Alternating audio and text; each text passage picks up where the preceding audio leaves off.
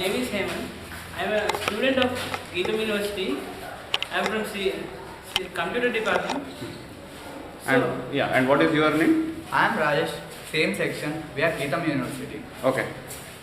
And we are actually making video. Please come in. This is the waterless urinal that we have installed. And what did you say your name was? My name is Hemant. Hemant. Okay. Hemant, what was your question? So, my question is, how are these toilets cleaned by themselves? Like, how does your technology work? Okay. See, the point is, actually, right now we disconnected the water line. Okay. So, the question is, if you are not flushing, how does it remain clean? Yeah. Previously, what was happening was we had something where you were turning the knob in order to flush. But nobody cleans that knob. Yeah. So, when they don't clean the knob, it gets dirtier and dirtier and dirtier. So, every time you touch there and then you use your, you touch your skin, that is when the germs get transmitted. Okay. The other thing is, when you open this flush, the water from the top falls down there. Whereas urine only comes from this altitude, goes down that way.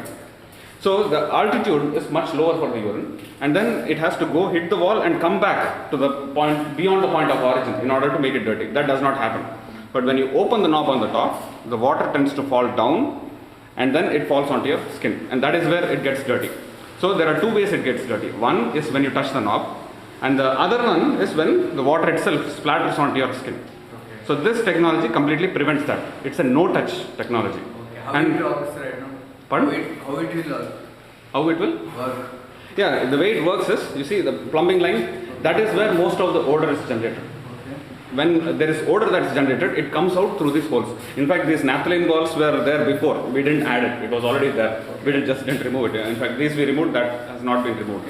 The reason those naphthalene balls are added is because the odor that comes out, you want to neutralize it. But that doesn't do a good job. So the odor always comes and it's always dirty. You feel the smell. Whereas now what this technology does is we have introduced what is called unidirectional bifluid valve. Okay. So unidirectional because it goes only in the direction of the gravity. Bifluid, which means two fluids. One fluid is urine, the second fluid is odor, which is gas. So bifluid. So it's a unidirectional bifluid valve. It allows the urine to pass down, but it does not allow the gases to come up. Even the bubbles don't come up in this. The technology is such that the bubbles, which usually come in, whenever there is a liquid flowing down, the bubbles will come up. In our technology, the bubbles don't come up. It only allows the urine to go down. And the way it works is we have a small flotation device, and then there are vortices. Those vortices that are formed as it flows will actually prevent the bubbles from coming up, and then the ball that we use will actually prevent the odor from coming up. It will simply close that hole, and that's the basic technology. If it is expensive? If it is expensive? No, it is not expensive. The reason is there is no maintenance. There are no maintenance charges for this. Maintenance is very simple.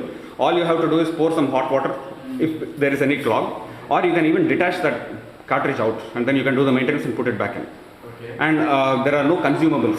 Okay. It saves anywhere between 50,000 to 171,000 liters per year per urinal. That is how much water we spend on flushing, and that is what this thing saves.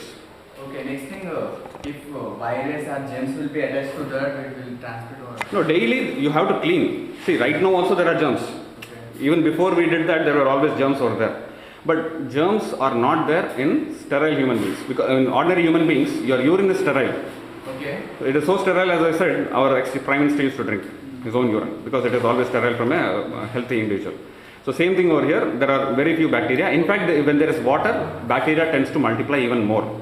Okay. So the bacterial load is less. The urine is sterile, but if any germ, viruses or anything outside will be transmitted, easily transmitted now. Urine is easy to transmit to our body, virus or germs. No, it doesn't work that way. The germs, the bacteria has to multiply, there must be sufficient load, then it has to splatter onto your skin, it has to penetrate through your skin. Yeah. It does not happen that way. I hear that. Okay, so anyway, so we will continue this discussion, and I think this answered most of the questions. Yeah, by the way, this valve over here is actually used to flush the pipe, so there won't be any clog in this particular device. Okay, thank you very much. Thank you for your time. Thank you. Okay.